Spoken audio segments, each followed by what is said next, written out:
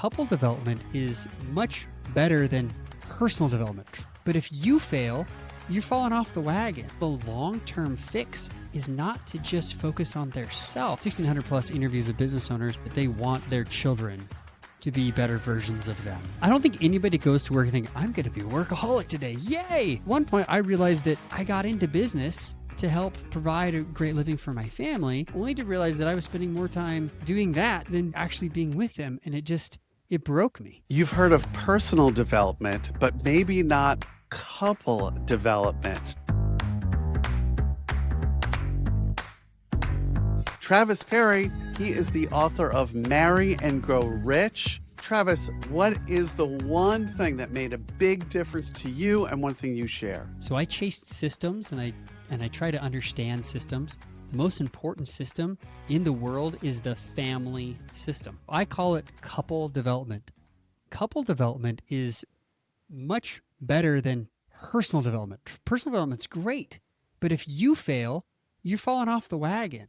I help so many business owners who are quote unquote workaholics, and they kind of wear it as a badge of honor. Well, I'm a workaholic. And when they realize that it's actually destroying their health, their relationship, and even their ability to grow their business, then they understand that they need the help that I offer. So I coach them in their business. I coach them with their time, etc. But I found the long-term fix is not to just focus on their self as an individual, but to involve their spouse.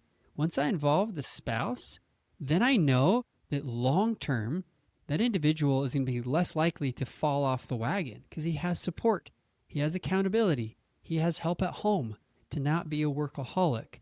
And what's great, and I write about this in my book, Marry and Grow Rich, is that business owners who actually get this, when they have their spouse on the same page with them and they can work together, they are much more productive, much more wealthy than the others who are trying to do this alone without that spousal help. All right, Travis, you've been married 23 years. You have 8 children. 8. I don't know how much free time that you have, but somewhere along the line you said, hey, I got to put this in a book because this is an integral part of getting business right and getting life right. What was the moment for you? And did you ever do it wrong? Oh, I've struggled since the beginning. What are you talking about? I'm not the best at everything, and I can't be. But I've decided, my wife and I figured out that, she has strengths and I have strengths, and that's wonderful. We're not always strong at everything, but we can, as a team, work together so that our kids will have the best of me and the best of her. And hopefully they become even better, right? That's the whole idea. And every parent that I've ever interviewed, I've done over 1,600 plus interviews of business owners, they've all told me that they want their children to be better versions of them. Like, what parent doesn't want that? And yes, rhetorical question, but really, Right. Everybody wants their children to be great human beings, to grow up and be productive aspects of society and be able to be successful. Well, okay. Were you ever a workaholic? And did you realize I need to reframe this or I'm never going to see any of those kids? Yeah, absolutely. And your wife. So, I don't think anybody goes to work and think, I'm going to be a workaholic today. Yay! Nobody actually wants that. Okay, I shouldn't say nobody. Maybe there are people that is their thing. But most business owner dads, that's my niche, who I help. They don't go to work thinking, I want to be here forever and ever and ever. They go to work, hopefully, because they enjoy what they are doing for their clients, their team, and they want the time freedom. They want the financial freedom. They want freedom just in general. So nobody wants to be tied to their desk. So at one point, I realized that I got into business to help provide a great living for my family, only to realize that I was spending more time doing that than actually being with them. And it broke me. Now, so if somebody has a spouse who the two of them are not on the same page, explain to me how it works and when it doesn't work. So I'll answer this with my own personal experience and then connect the dots. When my father passed away very suddenly, he was almost 50 years old. I realized I was 25. What if I only lived till 50? What if I only had that much time? What if I only had a week left, a year left? And I know it seems apropos and whatever, and people, kind of like, well, what would you do with your last day on earth? What was tomorrow? Was that? I get it. It's not necessarily that finite, but it could be. We could be done with this episode and I could go out drive and die in a car accident, and that's it. But it's reality, and it's reality of this life. So I realized I need to make major changes. And how could I grow a business and have that time freedom while also having the ability to be with my wife and my kids? And as my kids were growing older, we had 3 kids at the time. I started making major changes, and it involved my spouse being supportive of those major changes. So she was helping me to not be that workaholic, and not just like, hey, you're supposed to be at home, and when are you coming home, and all that. And it's not that. So we sat down and we looked at our time schedule. We looked at where we're spending our time, both of us, what our goals are, how are we working together. And I realized something, that when we were on the same page, there was less arguments about money, about parenting, about everything. And I also dummied down and I looked at the research and realized the number one thing that couples fight about is money. So that's where I start. And that's why I wrote Marry and Grow Rich, is because if that's the number one thing that couples fight about, if they can be on that same page financially with each other, that it will help them to be on the same page with everything. In addition, that husband who's going to work is going to be less stressed about the money at home situation because they're on the same page. He's going to be less likely to work longer hours or to stay late or do these other things because they're working together. So it's this team approach that not only helps you with your work life, and certainly you and I support people in their businesses. You're a coach, you're a mentor, and it's also the home life too. They all work together. 100%. Teamwork makes the dream work, as they say. Not only should you be on the same page financially with your spouse, but at work, your team needs to support you so that you can grow the business. If you're in the business and that's all you do is running around in what I call the playing field of business, or being in the business and not working on the business, you can't be the thought leader. You can't direct the business. You can't grow it. So you end up being that pinpoint that is holding the business back. You end up kind of slowing everyone else down.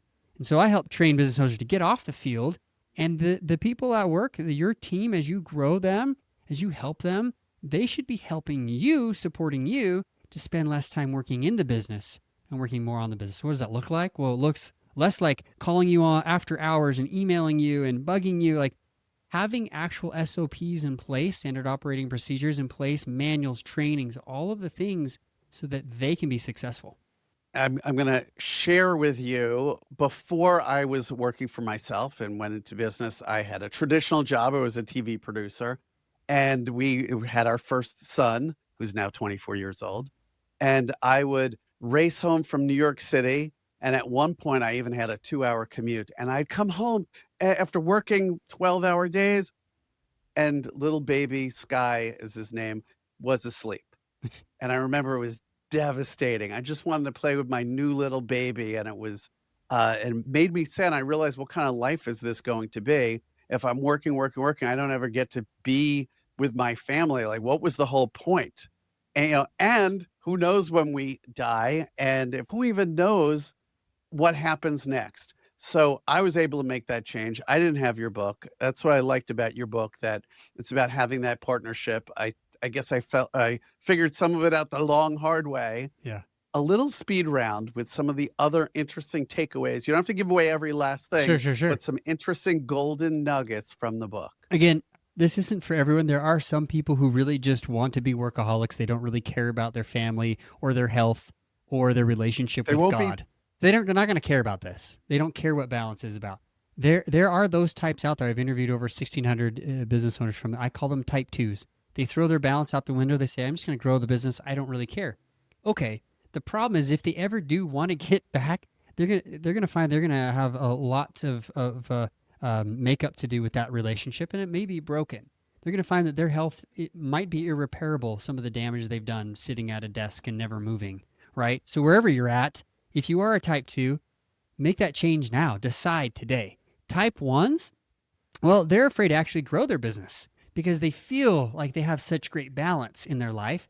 They don't want to grow and scale. The problem with that approach is that if you're not growing and scaling, you're probably going the other direction. And the economy and the uncertainty, everything that's going on right now in the world, you better be on the forefront of growth and scaling, because you could be out of business, right? Those are two big pieces. And then the last 3 things I would suggest is check your own psychological relationship with money.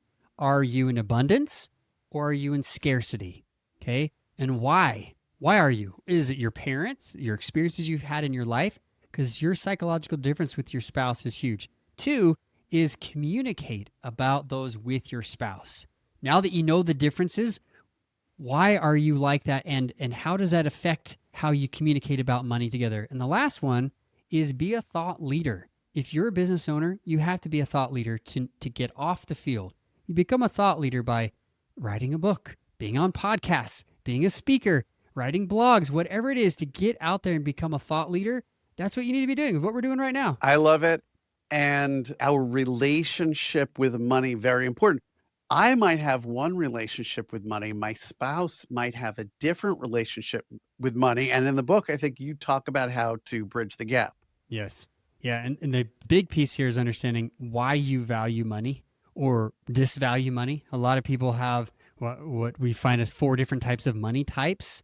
And those different money types, well, if your spouse has one of the other ones that are competing, well, that's why you can't communicate about it. So communication isn't always the key. It's a good start, but I would go further back and be like, well, is this abundance? Is this scarcity? Is this avoidance? Is this money worship? All of the things I talk about in the book, and start to make a plan to change that mindset, change the psychological relationship with money. As you do that, and then you work together with your spouse, you're going to be on the same page. And then you can make the changes at work that you need to grow your business without falling back into that workaholic trap. I love it. 8 kids. Is 8 enough? It is for our family. This is, it's fun. People ask me all the time, well, 8 kids. Well, they didn't all come at the same time. Thank goodness. The olders actually help with the youngers. And quite honestly, my wife and I have more freedom than ever because my olders I've got a 17-year-old, a 20-year-old, 21-year-old. When we go on vacation, they come and watch the younger kids for us. This is kind of payback now, right? This is wonderful time. We love it. I love it. So instead of just personal development, couple development.